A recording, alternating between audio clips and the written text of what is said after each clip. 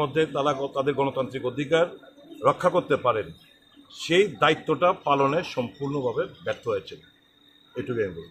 এখনো পর্যন্ত কতটা বুথে এরকম অঘটন ঘটেছে বলে আমাদের রেকর্ডে আছে? পাশাপাশি আপনারা কি রিপোলের জন্য কোনো রকমের চিন্তাধারা এখন থেকে করছেন?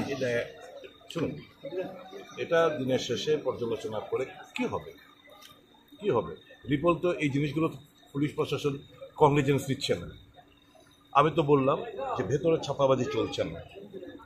আমি এই জায়গায় কিন্তু ইলেকশন কমিশনকে আমি সার্টিফিকেট দিচ্ছি যে বাই ইলেকশনে ওই ধনপুরের মতো বক্সনের মতো বাই ইলেকশনে যে গিয়ে দাঁড়িয়ে থাকতো দেখিয়ে দিতে ভোট, এইগুলো হচ্ছে না এই জায়গায়, ঠিক আছে।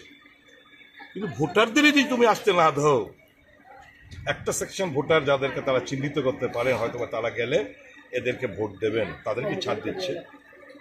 বাকি সমস্ত জায়গায় বাড়ি বাড়ি গিয়ে আটকানো, ধমকি দেওয়া, লাইন থেকে টেনে বের করে করা, পুলিশ মারধর করে বের করে দেওয়া।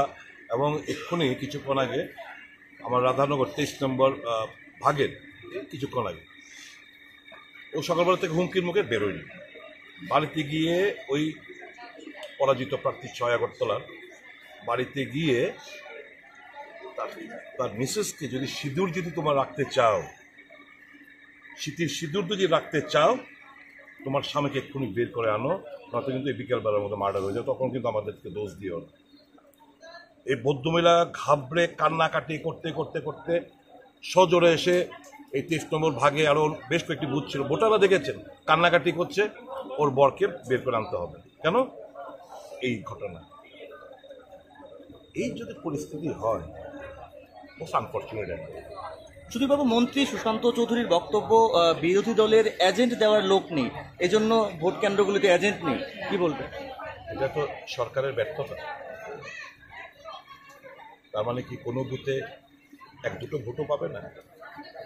যতই রেগিং করুক, যতই আটকাক, সুশান্তবাবু এলাকায় কি কোনো বুথে কংগ্রেস ভোট পাবে না? ভোট পাওয়া মানেই তো এখানে আমাদের সমর্থকরা রয়েছে, সমর্থকরাই তো দায়িত্ব পালন করেন ভোট পোলিং এজেন্ট হিসেবে।